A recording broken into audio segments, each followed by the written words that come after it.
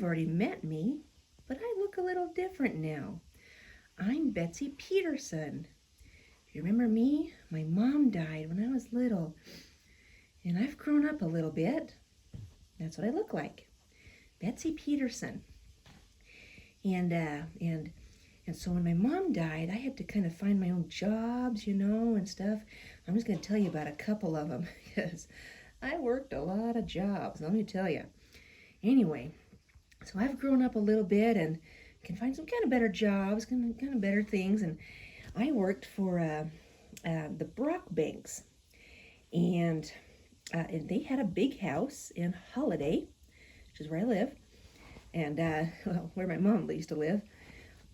And they had a big house, and they used it for a hotel. It was a kind of a boarding house, and people would come out from Salt Lake and just kind of stay the summer and stay in this hotel, and it was kind of a nice place.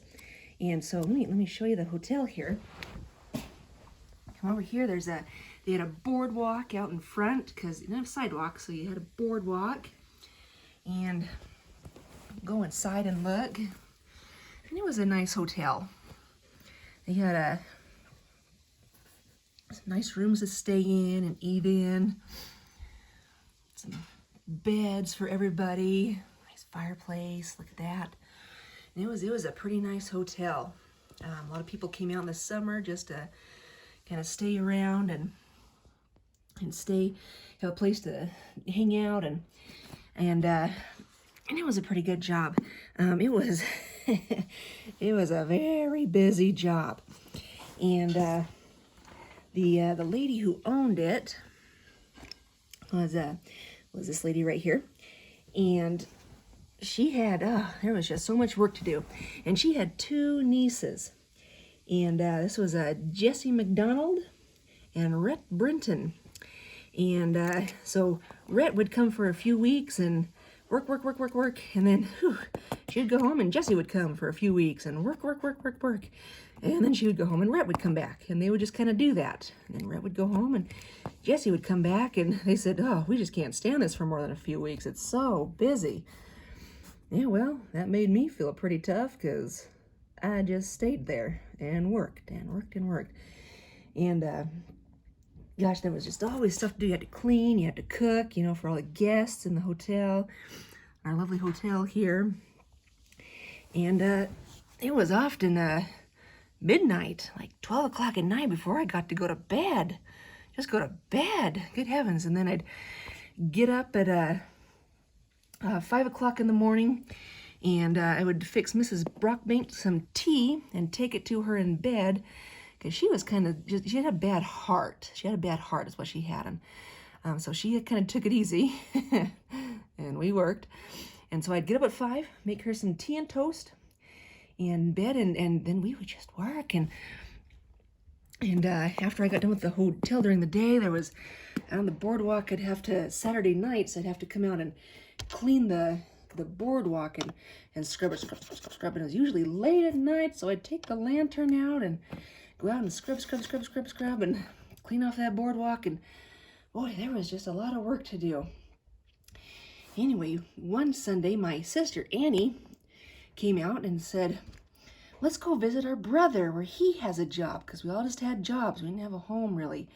We all just had jobs. And I said, "Oh, that'd be nice." I don't even get to have a day off. And so we talked to Mrs. Brockbank, and she says, "Oh, no, Betsy, I can't let you go. We have the bicycle club coming on Sundays, and they're going to have a chicken dinner. I need your help." I said, "Okay. What about next Sunday?" "Yeah, I can let you go next Sunday. Okay." So we got all bicycle club all ready and got in there and had our nice chicken dinner and got them all rooms stay in the hotel and stuff like that. And next Sunday, and my sister came back and said, "Let's go see our brother." "Oh, no, Betsy, I can't let you go. I need you to work some more." And I said, "You know what? You're not paying me enough for this. I'm going to quit." And we went off and we saw my brother, and I stopped working there. And so that was Sunday. Monday morning, "Oh, Betsy, couldn't you come back and work? Here you were so helpful. And I said, well, you haven't been paying me, but you pay for my clothes and you let me live here. So that's room and board is what that's called. I get to eat and I have a place to live. I just live at the hotel and you pay for my clothes. But how about you actually pay me something, some money? And she said, okay, so I'll pay you $2 a week. That's pretty good money, $2 a week. Wow, all right, yeah, okay. I'll come back and work for you. And so I came back and worked for Mrs. Brockbank for that summer, and it was just so busy. And that fall, all the boarders left our hotel and went back to Salt Lake, and I decided to quit again. Boy, that was a busy job. And I went to Salt Lake myself, and I found work for a lady named Mrs. Van Alstyne. That's what her name was. And this is Mrs. Van Alstyne, and her husband, he was a lot older than she was. He was quite old. And they had one little boy. There's a little boy, and there they are in their house. They're sleeping up in their bedroom. And yeah, she was nice enough, you know. And I still got $2 a week, which was good. And I got an afternoon off of work. I could actually go do something on my own. Boy, that was nice. So I got an afternoon off, and she was pretty nice. Let me tell you though, she was from the southern states. She was a southerner, and her mother lived next door, and they used snuff. What is snuff? It's like tobacco. And you're not smoking or anything, but you put it in your mouth, and it's kind of gross. It ruins your teeth, just so you know, okay? So yeah, your gums start to pull away from your teeth, and your teeth turn yellow and kind of gross. All right, that is what snuff does. It's just, it's just tobacco.